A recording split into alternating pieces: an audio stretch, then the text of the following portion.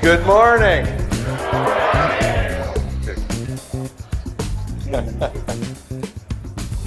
Well, first of all, I'm insanely impressed at all of you showing up for the first session on the last day of summer camp. This clearly shows you're all professionals.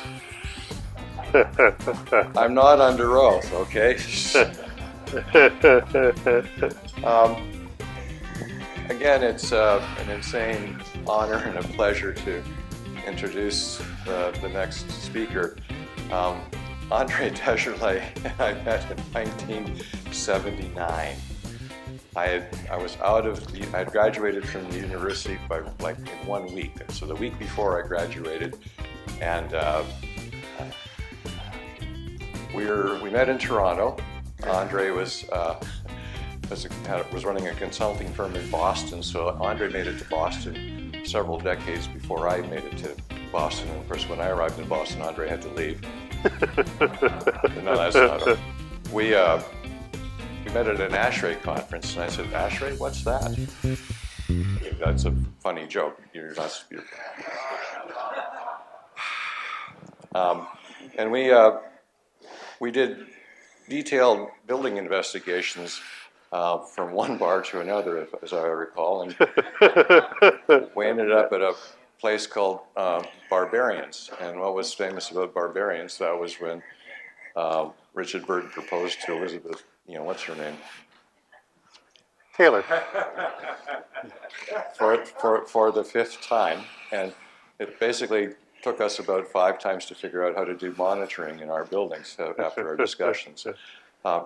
Andre is with Oak Ridge National Lab, and I learned a lot of my heat and mass transfer and corresponding with Andre over the last 50 Almost years. 50 years, yeah.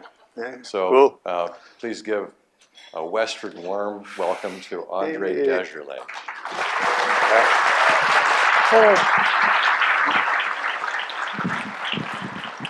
So good morning, everybody.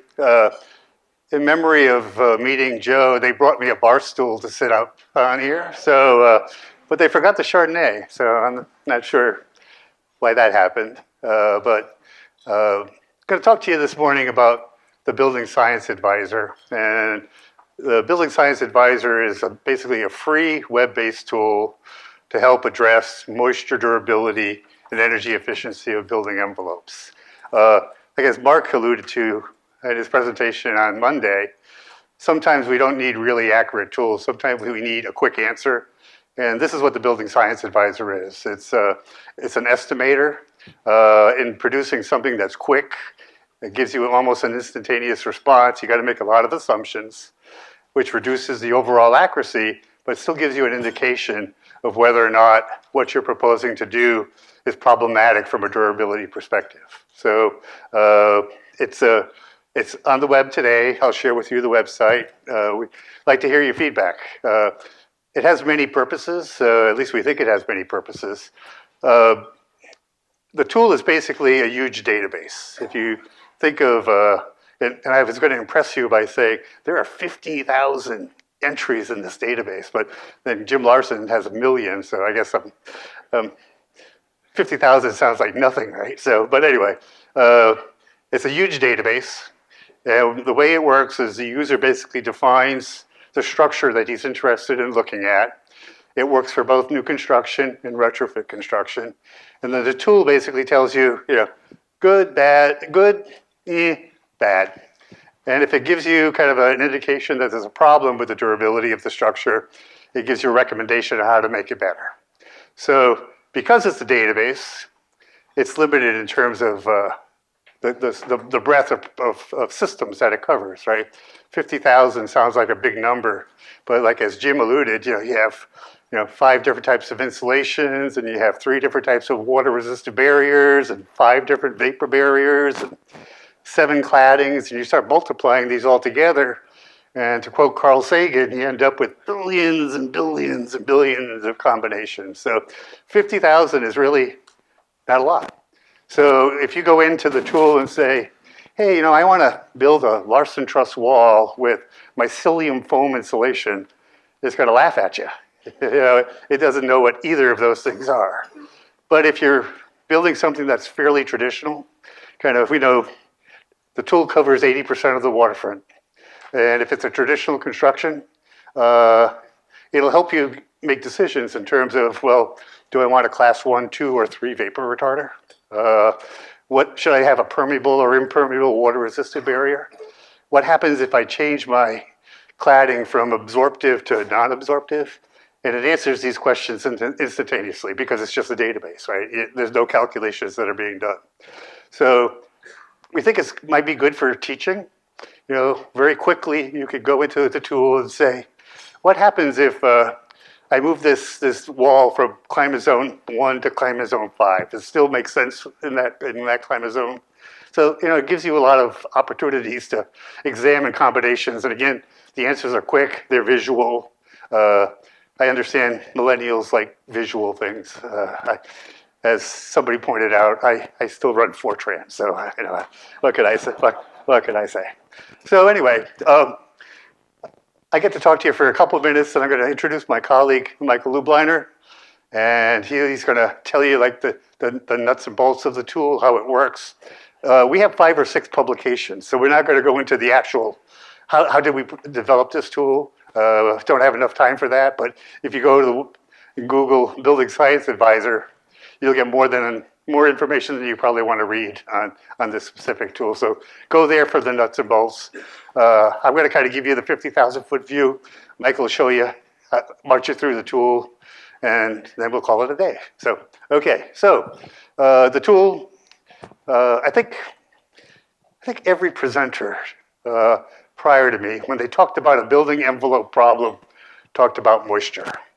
So short of Mother Nature huffing and puffing and blowing your building down, moisture is probably responsible for everything that's problematic with building envelopes. Anybody have a suggestion of something that isn't moisture related and leads to a building envelope failure? Earthquakes. Well, that's Mother Nature. That's Mother Nature. Well, yeah, kind of sort of Mother Nature. It depends on how it starts. But I think we'll all agree that a lot of problems are associated with moisture, right? So that's what we're trying to work towards. So Andy talked about a little bit of the history of building science, but I go one step further back than him. I don't know, does that make me older than you, Andy? I don't know. But in 1949, we had a building crisis, and this is even before me, so this is what I've read. So, we had the soldiers coming back from World War II. There was a huge shortage of housing. All these people wanted to kind of join society. And so our esteemed leaders in Washington passed the Housing Act of 1949. And I pulled a quote from it. They wanted to have a decent home and suitable living environment for every American. 75 years later, have we lived up to that? Yeah, isn't that embarrassing? Shame on us. Maybe we can do something in the next 75 years to try to address that. But I won't be here to worry about it. So, let's talk about building envelopes and the different perspectives that different parts of the industry have. So, on Monday, we kind of did a poll, and there were builders in the room, so you don't have to identify yourself, but I know you're out there somewhere, right? So, here's a typical residential building.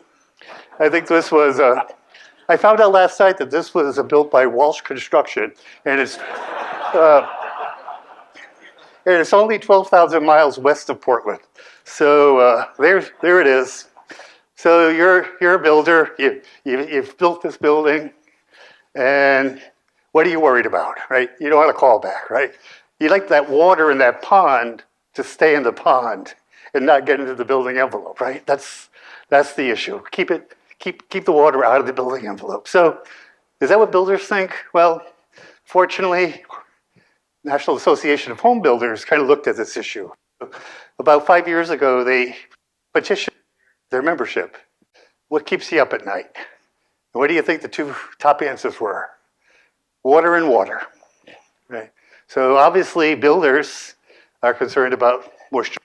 Okay, so if you're if you built a building and your energy performance is off by 5%, are you going to get called back? I think you showed that it's got to be like a humongous number before anybody even notices, and even then they might not notice, right? But if the roof is dripping on the president's desk, how long is it going to take to get a call? It's going to be pretty quick, right? So builder's reaction, what is the problem? Trust me, I work for the government. Okay, so talking about government, here's a government project, right? Can you imagine having a contract where after 150 years you haven't finished the building? How many change orders have been issued over that period of time? But okay, now we want to talk about building scientists. So you were involved in the commissioning of this building, and shortly after the building is commissioned, you get a phone call from the building owner. He says, all right, come on, got a problem, need your help. So you go to the building, they pull back a piece of furniture, and this is what you see. So what's the building scientist going to do? So maybe this is his reaction, right? I think a lot of times as scientists, the curiosity is really kind of interesting, right? We want to figure out what the problem is. Maybe it's an issue of vanity, right? We just we got to know what's wrong with this, right? I had a picture of Joe here, but I pulled it out. So I don't think you could drink from test tubes. I'm not sure if that works. But anyway, we tend to spend a lot of time trying to figure things out, but obviously the reason for doing that is to satisfy the building owner, to make sure that our contract with him has been satisfied. So talking about the building owner, so we live in one of these buildings, right? And driving home one day, and your significant other calls you and says, gotta get home. We got a real problem, gotta get home. So you've had a morbid day already. You get home, and they take you to the laundry room and pull back something, and this is what you see. So what's your reaction? Now you're a homeowner. Forget the building science part, right? You're a homeowner. Is this it? Okay, now hold on. You thought the spell checker got me here, right? So, no. So, I'll tell you a little story. No fact checking on this one. Who knows that Macaulay Culkin was part Swedish? Anybody? Okay, anybody knew he was Swedish? No, okay. Anybody speak Swedish? So, I had a colleague who was Swedish, and every now and then we see him. He was like 7'5", 300 pounds, muscle build. You never argued with him, but every now you see him walking down the corridor, head down, kind of angry look, going foot. That's how you pronounce this word, by the way. So, if you were Swedish, you would know that foot means moisture. So you thought I was swearing at you, right? So shame on you. I'm a government employee. I can't get away with what Joe gets away with. Come on. All right. How big is the moisture problem? So our friends at the Federal Reserve Bank did a survey about 5 years ago. This was attached to the 2017 census, 2018 census, and they asked homeowners about their repair history. What do they have to do? And what they discovered was that home repairs is about $130 billion a year business. And unfortunately, people in low-income strata pay more than folks who are wealthy. That's a sad comment, right? About 25% more. They don't have access to loans. They can't get a loan. Their income's too low. So they put off repairs. And by the time they finally get around to it, obviously the repair is much more significant. But in part of that survey, they looked at these different types of problems. And one of the categories, fortunately, was leaks and mold. And leaks and mold represented 25% of home repairs. So it's a $32 billion business. So that's, if everybody in this room kind of pitched in and we could figure out how to repair 1% of that problem, we could fund DOE's Building Technology Office for a year. That's the magnitude of the problem. So moisture is a big problem. A lot of money spent addressing moisture. Codes are changing, our walls are changing, our materials are changing. New standards, everything is in flux. People are required to build things that they're not accustomed to building, and that's always somewhat uncomfortable. So one way of addressing that is to introduce science, right? Building science. And also we keep adding things that we need to consider when we consider a building envelope, right?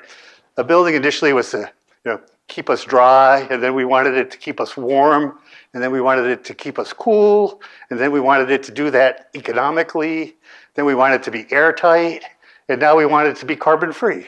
And we just keep adding more and more and more requirements, and that just reduces the number of good choices.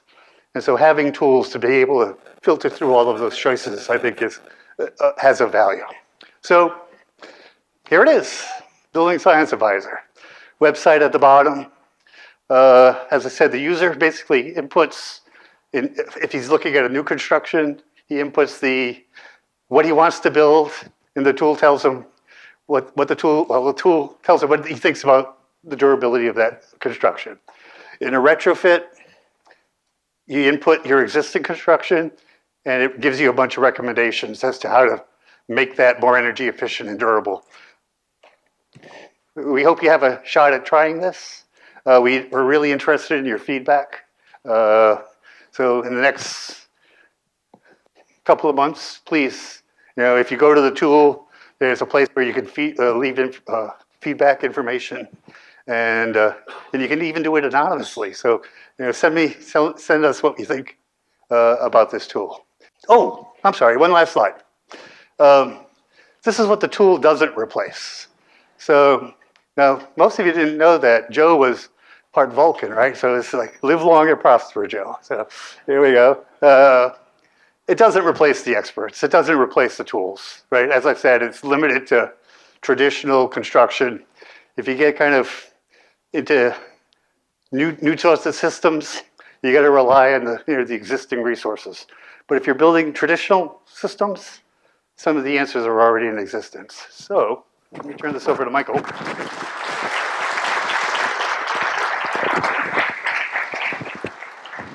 So it's a really hard act to follow. Andre's been one of my mentors for many years, so bear with me here. But I started working at the lab about a year ago, and I seem to be honored to work with folks like Andre, and I just want to thank him for adding me to this. So we've got 10 minutes to go quickly through the tour. One thing I want to let you know is that we put with the Department of Energy an announcement out to I don't know how many thousands of people the other day about the Building Science Advisor. And this is an opportunity here to find the top people in the world in building science and make the pitch. Because Andre hired me because I have a PhD in schmoozing and networking. And so that's what I'm going to try to do here in 10 minutes and just kind of show you. But really, we want to know what you got to say about the BSA. So anybody that spends some time on it, please, more people in this room that can just play with it and get back to us and let us know is going to make it a much more valuable tool. So that's the purpose of why I'm here. So we're going to go through and show you kind of the way it works. So first thing you'll do is, you'll select a climate zone. And there's your wall assembly components, and there's drop-down menus. So you can ask the cladding, the airspace, the continuous insulation, the thickness of the insulation, the water-resistive barrier type, the exterior sheathing, the wall structurally, the cavity insulation, the interior vapor, and what you put on the interior finish. Now I'm going to go through a couple examples. So the way you'll do it, it'll first go in, and we're really happy that we introduced a retrofit version. When you think about how many houses are going to get retrofitted, especially with the new IRA tax incentives and things by homeowners and not-for-profits and stuff. It's incredible. So we have the opportunity to now do exterior retrofits, when you're pulling off the cladding, interior retrofits, and gut rehabs. And we're working with gut rehabs with some public housing authorities and doing some pretty cool stuff. So then it goes in on the retrofits, and if you select different types of options for the assembly features, it'll give you recommendations, as Andre said. What I love about the Building Science Advisor is not just the tool that does, the risk thing, but getting you to the information that you need to know about the whole system and not just this component of it. And it's really got a cool expert system there. And we want to get more feedback and more links to good stuff so that we can deal with this. So that's how you go. You can select things here in each of the components. So let's give you this is what the output screen looks like. And so it'll this is an example for a climate zone here, 5. And, it gives you a moisture risk durability index. And here's an example of a home in that climate zone where we started off with an uninsulated cavity and we added foam sheathing and good insulation and good building science practice. And we were able to take, which was something in the kind of the mid-risk area, and max it at green. Now, remind you that this all assumes that everything's done to code and correctly. So just because you get a green doesn't mean you're a green if you haven't followed code and done things right. So that's the cool thing, is building science that connects you to how to do it right. I really see, as Andre said, we have target audiences. The biggest audience, I think, for this is going to be the STEM, inspiring the next generation of people to get involved in science and math and learn about building science. We're also doing outreach to industry, builders, manufacturers, public not-for-profits, and we want to get feedback from others. So if your clients want to play with it, let them know about it. Turn them on to the BSA and have them tell us what they got to say. So here's an example of, the stupid wall, excuse me, a wall that you might not want to do in a hot, humid climate.